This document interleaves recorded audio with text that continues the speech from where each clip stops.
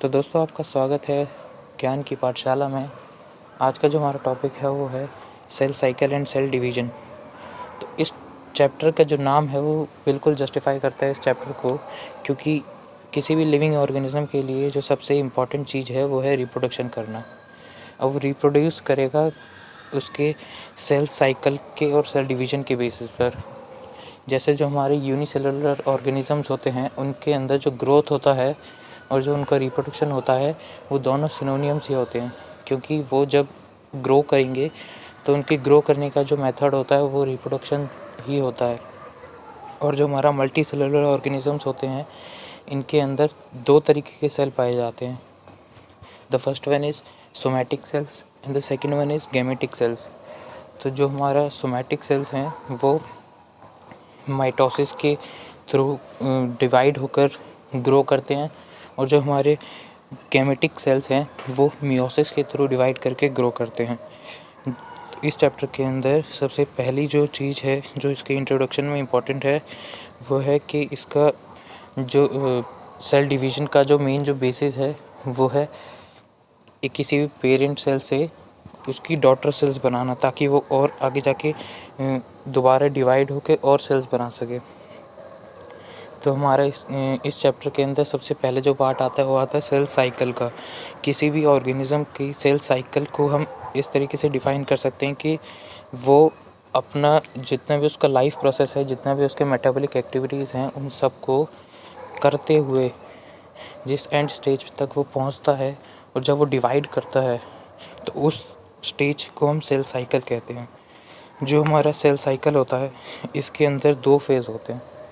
अपना जो first phase है वो है interphase and the second phase is M phase, which is also known as mitotic phase. So basically the interphase is constituent of the 95% of the cell cycle, because किसी भी cell को divide होने के लिए जो भी बेसिक जो nutrients चाहिए या फिर उसके डिवाइड होने के लिए उसको जितना भी अपना बेसिक जो एक्टिविटी करनी होती है वो सब इसी इंटरफेस के थ्रू ही होती है। इंटरफेस के अंदर जैसा अपना इंटरफेस जो होता है वो 95% हमारे पूरी सेल साइकिल का एक्वायर करता है।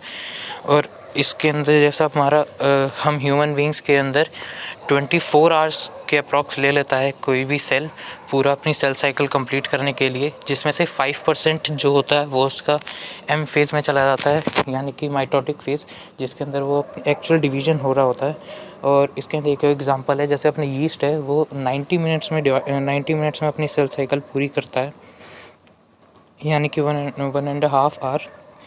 जो इंटरफेस है हमारा वो उसको हम सबसे ज़्यादा मेटाबॉलिक एक्टिव स्टेज भी बोल सकते हैं, क्योंकि इसके अंदर हमारी सारी मेटाबॉलिक एक्टिविटीज़ होती हैं। जितना भी उसको सेल को लिविंग के लिए जो भी प्रोसेसेस करने होते हैं वो सब प्रोसेसेस इसी फेज़ में होते हैं। इस फेज़ को हम रेस्टिंग फेज़ भी कहते हैं, क्योंकि इस फेज़ के अंदर कोई भी डिवीज़न नहीं हो रहा होता है किसी भी सेल का। इस फेज़ के अंदर सबसे जो फर्स्ट फेज़ है वो है G1 phase, and the second phase is S phase, which is also known as synthesis phase, DNA synthesis phase, and the third phase is G2 phase. So the first phase is G1 phase, जिसको हम pre DNA synthesis phase भी कहते हैं, क्योंकि ये DNA synthesis से पहले होता है। और पोस्ट माइटोटिक फेज़ भी कहते हैं, क्योंकि ये माइटोसिस के बाद भी, माइटोसिस के जस्ट बाद यही वाला फेज़ आता है। इस फेज़ के अंदर अपना जो सेल होता है वो DNA या फिर अपने जो सेंट्रोसोम वगैरह होते हैं वो डिवाइड नहीं करता है, ये सिर्फ मेटाबॉलिक एक्टिव रहता है इस स्टेज के अंदर। इसको जितना भी इसके सेल को ग्रो करने के लिए जो भी कंटिन्यूस एक्टिविटीज़ करनी होती हैं वो सब इसमें करता है। और जो भी मेन चीज़ें जो इसको सिंथेसाइज करनी होती हैं, जैसे इसके कि न्यूक्लियोटाइड्स, ATP, जो कि हमारे सारे लिविंग प्रोसेसेस के लिए बहुत ज़्यादा इम्पॉर्टेंट है, जो हमारा प्रोटीन्स हैं, अमीनो एसिड्स हैं, RNA है, ये सारी चीज़ें इसी स्टेज के दौरान प्रोसेस की जाती हैं। और उसके बाद हमारा आता है कि ये जो अपना G1 फेज़ होता है, इसके अंदर जो कुछ मतलब मेन जितने भी ऑर्गेनेल्स हैं जिनको DNA सिंथेसिस के अंदर भी जिनका यूज़ होगा वो सारी ऑर्गेनेल्स यहीं पर ही डिवाइड होती हैं। इसी फेज़ के बीच में एक और फेज़ आता है जिसको हम क्विसेंट फेज़ भी कहते हैं, जिसको जी नॉट फेज़ भी हम कह सकते हैं। ये जो फेज़ होता है, इसके अंदर जो अपना सेल होता है, जिस सेल को डिवाइड नहीं करना होता है, वो सेल इस फेज़ में बीच में से क्विट कर जाता है, और जिसको हम सस्पेंडेड सेल भी कह सकते हैं। वो सिर्फ डिवाइड नहीं करता, बाकी अपना मेटाबॉलिकली एक्टिव रहता है कम्प्लीटली। और ये कुछ क्वेश्चंस हैं, आप कर सकते हैं। उसके बाद अपना आता है एस फेज़, जिसको हम डीएनए सिंथेसिस फेज़ भी कहते हैं, क्योंकि इसके अंदर जो हमारा डीएनए होता है और जो सेंट्रोसोम्स वगैरह होते हैं, इनका जो अमाउंट होता है वो डबल हो जाता है, अप्रॉक्सीमेटली डबल हो जाता है। जैसे हमारे पास अगर ये इसमें 2C का एग्जांपल लिखा हुआ है, हम कुछ भी इसमें ले सकते हैं, मतलब जस्ट जो अमाउंट है वो डबल करना है हमें न्यूक्लिक एसिड का। बाकी जो हमारा डीएनए का कंटेंट होता है ना, जितने भी हमारे क्रोमोसोम्स वगैरह होते हैं, क्रोमेटिन होता है, वो सब उतना ही रहता है। उसके बाद हमारा आता है अपना G2 फेज़। G2 फेज़ जो होता है, ये इसको हम पोस्ट डीएनए सिंथेसिस फेज़ भी कह सकते हैं और प्री माइटोटिक फेज़ भी कह सकते हैं, क्योंकि इस फेज़ के जस्ट बाद माइटोसिस फेज़ आएगा। इस फेज़ के अंदर जो हमारी बाकी जो ऑर्गेनेल्स बच गई थी और जो ट्यूबुलिन प्रोटीन जो बचा हुआ था, ये सारी चीज़ें इसके अंदर सिंथेसिस होती हैं, जैसे माइटोकॉन्ड्रिया, क्लोरोप्लास्ट, गोल्गी बॉडीज़, अपनी एंडोप्लाज्मिक रेटिकुलम टाइप चीज़ें, ये सारी चीज़ें इसी के अंदर डिवाइड होके सिंथेसिस की जाती हैं। इसके बाद हमारा आता है एम फेज़, जो कि डिवीज़न के लिए सबसे मेन फेज़ है, जिसको माइटोटिक फेज़ भी कहते हैं। इस फेज़ के अंदर दो चीज़ें होती हैं। The number one is karyokinesis and the second one is cytokinesis. Karyokinesis just means the division of the nucleus or the genetic material, and the cytokinesis is the division of the cytoplasm, in which all the organelles are also present. This is the pie chart of the cell cycle, where the cell completes its all the metabolic activities, all the essential nutrients it makes in this cell cycle. As we just studied the G1 phase के अंदर क्या होता है कि जितना भी हमारा essential nutrients वगैरह सेल को चाहिए होते हैं डिवाइड करने के लिए, वो सारे न्यूट्रिएंट्स और वो सारी चीज़ें सेल इस फेज़ के अंदर बनाता है। और जो हमारा एस फेज़ जो होता है हमारा सिंथेसिस फेज़ होता है, जिसके अंदर हमारा डीएनए होता है और जो सेंट्रोसोम्स वगैरह जो होते हैं, ये सब इसके अंदर इनका अमाउंट डबल हो रहा होता है। फिर हमारा G2 फेज़ जो था, G2 फेज़ के अंदर हम बात करें कि जितने बाकी हमारे बचे हुए ऑर्गेनेल्स थे, जैसे माइटोकॉन्ड्रिया, क्लोरोप्लास्ट, ये सारी ऑर्गेनेल्स इसके अंदर प्रिपेयर होती हैं। उसके बाद हमारा आता है एम फेज़, जो कि हम अभी पढ़ेंगे। एम फेज़ के अंदर भी 4 फेज़ होते हैं: प्रोफेज़, मेटाफेज़, एनाफेज़, टीलोफेज़। अब ये जो हमारे जितने भी इसके पार्ट्स हैं, इन पार्ट्स के बारे में हम अभी एक एक करके सबके बारे में पढ़ेंगे। जैसे जो हमारा प्रोफेज़ होता है, प्रोफेज़ जो होता है सबसे फर्स्ट फेज़ होता है। इसके अंदर जो हमारा न्यूक्लियोइड होता है, जिसके अंदर हमारा जो क्रोमेटिन फाइबर होता है वो अनइवनली बाइंडेड होता है। इसके अंदर जो क्रोमेटिन फाइबर होता है वो थिक होने लग जाता है, कंडेंस होने लग जाता है। उसके बाद फिर वो क्रोमोसोम के स्ट्रक्चर फॉर्म करता है। थिक होकर जो हमारा क्रोमेटिन फाइबर होता है वो राउंड जो हमारा हिस्टोन प्रोटीन होता है उसके ऊपर बाइंड हो जाता है और फिर क्रोमोसोम का स्ट्रक्चर एक फॉर्म कर लेता है। इसके बाद हमारा आता है मेटाफेज़ के अंदर जो हमारे सेंट्रियोल्स जो थे वो दोनों अपोजिट साइड, एक सेल के दोनों अपोजिट साइड पे आ जाते हैं। उसके बाद वो वहाँ पर स्पिंडल फाइबर सिक्रीट करना चालू कर देते हैं और हमारा जो क्रोमोसोम होता है वो इक्वेटर पे लाइन बना लेते हैं। फिर उसके बाद जो हमारे स्पिंडल फाइबर्स थे वो काइनेटोकोर पे अटैच होकर जो क्रोमोसोम होता है उससे अटैच हो जाते हैं। अभी ये चीज़ हम इसके बाद हम उसमें भी देखेंगे, वाइट बोर्ड पे भी मैं आपको बताऊंगा। और जो हमारा फिर आता है हमारा एनाफेज़ के अंदर हमारा जो क्रोमोसोम्स होते हैं, जैसे ये देखिए, ये आपको यहाँ पे काइनेटोकोर भी दिख रहा होगा। तो ये जो स्पिंडल फाइबर्स होते हैं काइनेटोकोर पे अटैच हो जाते हैं। तो एनाफेज के अंदर क्या होता है कि जो स्पिंडल फाइबर्स जो होते हैं वो कॉन्ट्रैक्ट करना चालू कर देते हैं। जब स्पिंडल फाइबर कॉन्ट्रैक्ट करते हैं तो दोनों जो हमारे सिस्टर क्रोमेटिड्स हैं ये बीच में से डिवाइड होना चालू हो जाते हैं और दोनों अलग अलग क्रोमेटिड में डिवाइड हो जाते हैं। यही जो हमारा जो पूरा प्रोसेस होता है ये एनाफेज के अंदर होता है। फिर जो हमारा टीलोफेज आता है, टीलोफेज जो होता है एक एंडिंग फेज होता है अपने पूरे माइटोसिस का।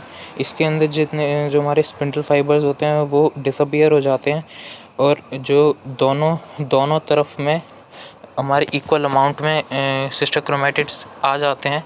फिर सिस्टर क्रोमेटिड्स जो होते हैं ये फिर से डिवाइड करके पूरा फुल क्रोमोसोम बना लेते हैं। ये जो क्रोमोसोम्स होते हैं ये फिर से इसी स्टेज के अंदर ही अनबाइंड होके क्रोमेटिन फाइबर का स्ट्रक्चर फिर से बना लेते हैं। और जितने भी हमारे जो ऑर्गेनेल्स थे जो बीच में डिसअपियर हो गए थे वो सारे ऑर्गेनेल्स यहाँ पे दोबारा आ जाते हैं। अभी इसको मैं आपको उससे बोर्ड पे और अच्छे से बताता हूँ। जैसे जो अपना सबसे फर्स्ट जो फेज़ था जिसको हम प्रोफेज़ बोलते हैं, प्रोफेज़ के अंदर हमारा जो ये सेल था इसके बीच में जो अपना न्यूक्लियस है इसके अंदर जो हमारा क्रोमेटिन था वो कुछ इस प्रकार से कुछ इस टाइप से ये जो हमारा क्रोमेटिन था वो अनइवनली बाइंडेड था। तो इसी फेज़ के अंदर क्या होगा कि ये जो हमारा क्रोमेटिन था ये कुछ ऐसे क्रोमोसोम का स्ट्रक्चर बना लेगा। अब ये हमारा प्रोफेज़ का था। अब हम देखेंगे मेटाफेज़ का। अब मेटाफेज़ के अंदर क्या होगा, जो हमारा क्रोमोसोम्स जो क्रोमोसोम्स का जो स्ट्रक्चर बना था उसके वो जो स्ट्रक्चर है वो न्यूक्लियर एनवेलप से बाहर आके, मतलब न्यूक्लियर एनवेलप जो होती है वो डिसअपियर हो जाती है इसी स्टेज के अंदर। और जो हमारे क्रोमोसोम होते हैं वो ऐसे करके यहाँ पर इक्वेटर पे आ जाते हैं। कुछ ऐसे। अभी ये मेरे पास इतना अच्छा बोर्ड नहीं है तो मैं अच्छे से नहीं बता पा रहा हूँ, पर आप देखिए। और ये जो हमारे सेंट्रियोल्स थे ये दोनों अपोजिट साइड पे आ जाते हैं। फिर उसके बाद ये यहाँ से स्पिंडल फाइबर सिक्रीट करना चालू कर देते हैं। अभी जो स्पिंडल फाइबर होता है इनके काइनेटोकोर पे जाके स्टिक कर जाता है। अभी जो फिर उसके बाद ये हमारा मेटाफेज़ के अंदर है। ये जो सिर्फ इतना प्रोसेस हमारे मेटाफेज़ के अंदर होगा। उसके बाद हमारा एनाफेज़ आएगा। एनाफेज़ के अंदर क्या होता है कि जो हमने अभी देखा था कि मेटाफेज़ के अंदर जो हमारे जो स्पिंडल फाइबर्स थे वो इनके साथ ऐसे अटैच हो गए थे, हमारे जो काइनेटोकोर्स थे उनके साथ। तो अब क्या होगा कि जो हमारे क्रोमोसोम्स थे वो सेपरेट होने लग जाएंगे। अलग अलग सिस्टर क्रोमेटिड्स जो थी हमारी वो सेपरेट होने लग जाएंगी और फिर धीरे धीरे करके वो अपना अलग अलग हो जाएंगे, पूरे कम्प्लीटली अलग अलग हो जाएंगे हमारी सिस्टर क्रोमेटिड्स। बस इतना ही हमारे एनाफेज़ में था। अब इसके बाद हमारा आता है टीलोफेज़।